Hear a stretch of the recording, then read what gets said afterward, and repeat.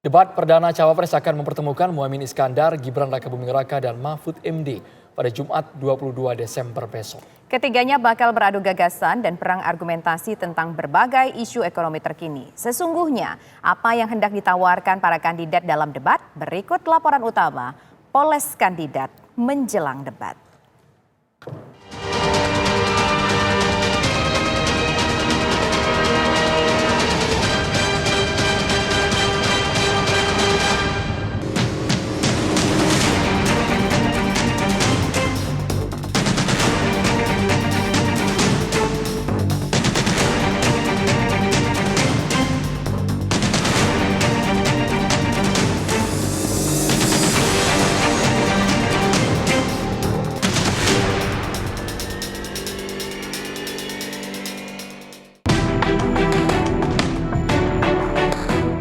Muhaimin Iskandar, Gibran Rakabuming Raka, dan Mahfud MD bakal melakoni debat perdana sebagai calon wakil presiden pada akhir pekan ini.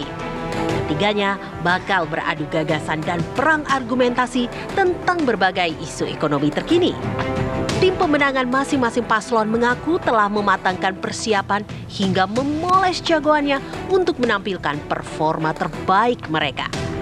Maklum saja, KPU kali ini mengangkat tema debat yang lumayan berat, mulai dari ekonomi kerakyatan dan digital, investasi, pajak, hingga pengelolaan anggaran. Paling tidak ada 3 hal yang harus dikuasai. Pertama, tentu penguasaan materi terkait dengan isu-isu ekonomi. Itu harus dikuasai. Harus matang, harus dalam, gitu, harus komprehensif, dan harus mampu menjelaskannya di depan publik. Yang kedua, tentu yaitu penguasaan panggung. Bagaimanapun seorang cawapres atau seorang yang sedang debat itu harus menguasai panggung. Bagaimana misalkan gestur tubuhnya, lalu penguasaan terhadap audiens, lalu melakukan gimmick-gimmick, itu menjadi penting. Yang ketiga, tentu yang tidak kalah pentingnya adalah bagaimana kandidat cawapres bisa memprediksi pertanyaan dari moderator maupun dari lawan debat. Debat Cawapres kali ini pun diprediksi lebih menarik lantaran menjadi ajang uji literasi ekonomi dari 3 generasi. Apalagi tidak ada satupun Cawapres yang berlatar belakang pendidikan ekonomi. Gibran Rakabuming bakal beradu debat dengan Caimin dan Mahfud MD yang usianya terpaut puluhan tahun. Apalagi soal penilaian publik yang selalu meragukan kemampuan Gibran yang selama ini kerap menghindari forum debat. Masyarakat Indonesia menanti-nanti penampilan Gibran. Walaupun katakanlah ketika undangan debat di luar tidak hadir, yaitu hak dia, hak yang bersangkutan. Tapi ketika di KPU, maka ya bisa jadi Gibran akan menghadirkan debat yang bagus, yang baik. Karena bagaimanapun dia kepala daerah, tentu punya pengalaman dalam konteks berpidato, gitu ya, dalam konteks berkomunikasi dengan masyarakat. Dan kita lihat saja soal menghindar debat di luar, maka penilaian publik itu harus dijawab oleh Gibran dengan debat yang bagus, dengan debat yang berkualitas, dengan tadi perdebatan yang substantif, sehingga keraguan-keraguan publik itu terjawab oleh Gibran di debat.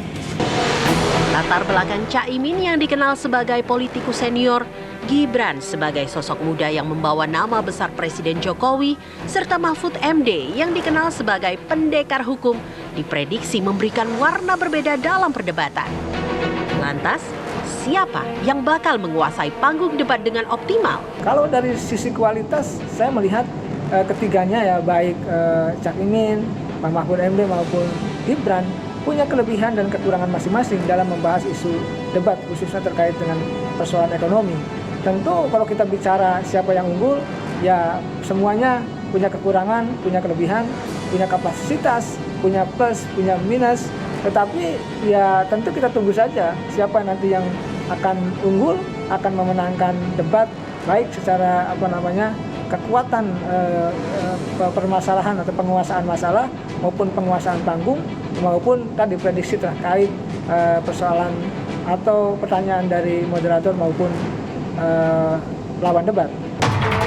Publik berharap ketiga cawapres bisa menawarkan gagasan-gagasan yang otentik dan bukan hanya bisa mengkritik.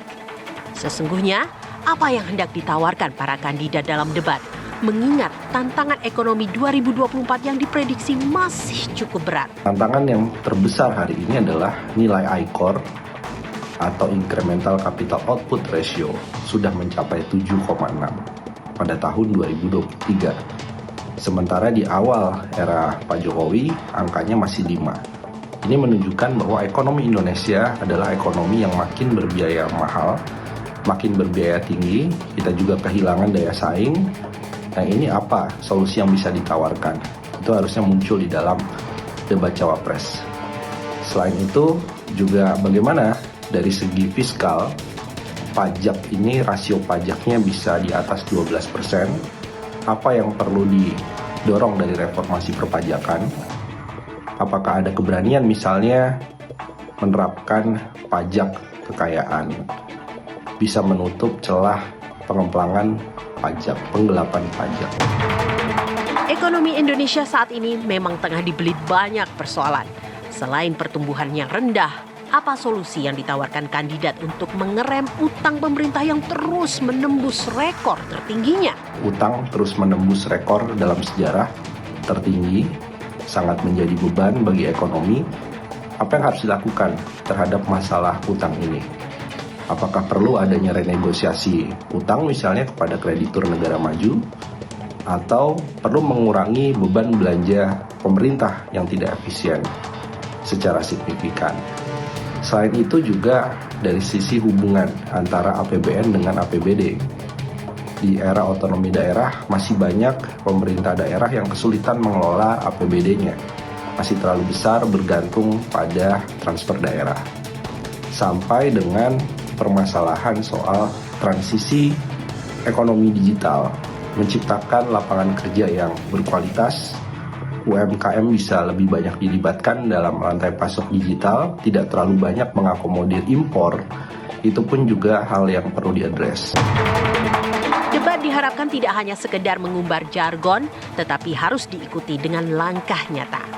Biarkan masyarakat menilai, cawapres yang benar-benar menguasai persoalan ekonomi bukan hanya sekedar janji-janji.